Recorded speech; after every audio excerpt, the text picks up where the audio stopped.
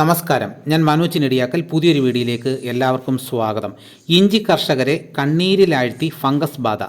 രക്ഷയ്ക്ക് കർണാടക മോഡൽ. ശ്രദ്ധിക്കണം ഇക്കാര്യങ്ങൾ.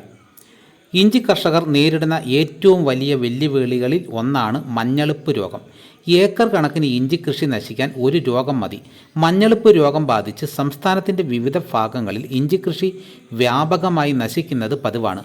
കൊട്ടിയൂർ, കേളകം, കണിച്ചാർ, പേരാവൂർ പഞ്ചായത്തുകളിൽ മാത്രം നിരവധി ഏക്കർ കണക്കിന് ഇഞ്ചി കൃഷിയാണ് മഞ്ഞളിപ്പ് രോഗം ബാധിച്ച് നശിച്ചത്.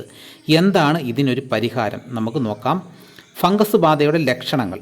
ഇഞ്ചിച്ചെടികളിൽ ഫംഗസ് ബാധിക്കുന്നതാണ് രോഗവ്യാപനത്തിന് കാരണം.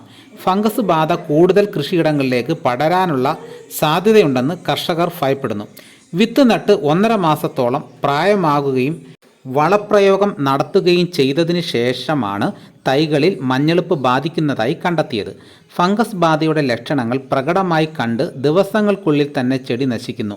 ഇലകളുടെ അഗ്രഭാഗത്ത് പുള്ളികളും നിറവ്യത്യാസവുമാണ് രോഗത്തിൻ്റെ ആദ്യ ലക്ഷണം. ക്രമേണ ഇത് എല്ലാ ഇലകളിലേക്കും തണ്ടുകളിലേക്കും വ്യാപിക്കും. ചെടികൾ മഞ്ഞ നിറത്തിലാകും. അന്തരീക്ഷത്തിലെ ഈർപ്പം വർദ്ധിക്കുന്നത് മഞ്ഞളിപ്പ് രോഗം വ്യാപിപ്പിക്കാൻ കാരണമാകുന്നു. മലയാളികളായ കർഷകർ കർണാടകയിൽ വ്യാപകമായി ഇഞ്ചി കൃഷി നടത്തിയിരുന്നു. എന്നാൽ കഴിഞ്ഞ വർഷം മഞ്ഞളിപ്പ് രോഗം വ്യാപിക്കുകയും നിരവധി കർഷകർക്ക് വൻ നഷ്ടം സംഭവിക്കുകയും ചെയ്തിരുന്നു. പലരും വൻ തുക വായ്പയെടുത്താണ് കൃഷി നടത്തിയത്. ഈ വർഷം വേനൽ മഴ നേരത്തെ ലഭിച്ചത് നിലമൊരുക്കുന്നതിന് സഹായകമാകുകയും കർഷകർക്ക് വൻ പ്രതീക്ഷ നൽകുകയും ചെയ്തിരുന്നു. എന്നാൽ കനത്ത തുടർച്ചയായ മഴ പെയ്തത് പ്രതീക്ഷകൾ നശിപ്പിച്ചു. പൈരിക്കുലാരിയ ഫംഗസ് രോഗത്തെ എങ്ങനെ പ്രതിരോധിക്കാം? ഇഞ്ചി കൃഷിയെ ബാധിച്ച പൈരിക്കുലാരിയ ഫംഗസ് രോഗത്തിന് പ്രതിരോധം തീർക്കാൻ കർണാടക മോഡൽ പരീക്ഷിക്കാവുന്നതാണ്. കൂർഗ്, മൈസൂര്, ഹാസൻ, ചാമരാജ് നഗർ, ഷിമോഗ ജില്ലകളിൽ രോഗം പടർന്നപ്പോൾ പ്രതിരോധത്തിന് കർഷകർ സ്വന്തം നിലയ്ക്ക് നടത്തിയ പരീക്ഷണങ്ങളാണ് പൈരിക്കുലാരിയെ ഒരു പരിധിവരെ തടഞ്ഞു നിർത്തിയത്.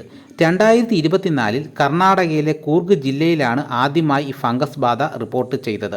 രോഗബാധയേറ്റ ഇഞ്ചിച്ചെടിയുടെ ഇലകളും തണ്ടും മഞ്ഞ നിറമാവുകയും പിന്നീട് കരിയുകയും ചെയ്തു.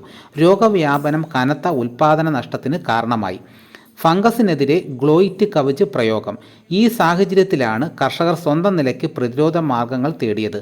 ഫംഗസിനെതിരെ ഗ്ലോയിറ്റ്, കവച് എന്നീ മരുന്നുകളിലൊന്ന് 250 മില്ലി ലിറ്റർ 1 ബാരൽ വെള്ളത്തിൽ 200 ലിറ്റർ ലയിപ്പിച്ച് തളിച്ചും ബാക്ടീരിയ പ്രതിരോധത്തിന് സ്ട്രെപ്റ്റോമൈസിൻ പൊടിയാണ്, കാസുഗാമൈസിൻ അത് ലിക്വിഡാണ്, വലിഡാമൈസിൻ അത് പൗഡറാണ് എന്നിവയിലൊന്ന് 1 ബാരൽ വെള്ളത്തിൽ 100 മുതൽ 150 ഗ്രാം 100 ml കലർത്തി പ്രയോഗിച്ചും രോഗനിയന്ത്രണം സാധ്യമാക്കി.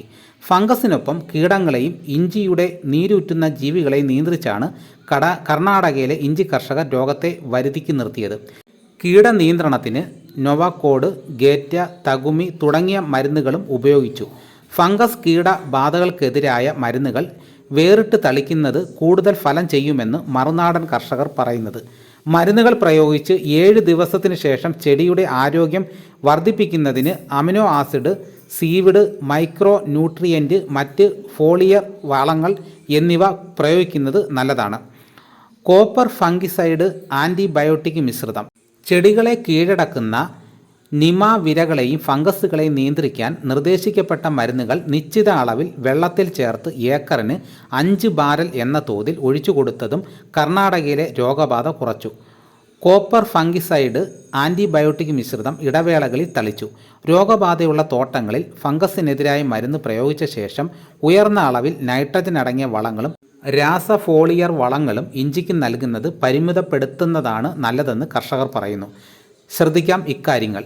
ആളുകളുടെ വസ്ത്രങ്ങളിലും മറ്റും പറ്റിപ്പിടിച്ച് പൈരിക്കുലാരിയ ഫംഗസ് പടരുമെന്നതിനാൽ രോഗബാധയുള്ള തോട്ടങ്ങളിലെ സന്ദർശനം ഒഴിവാക്കണം.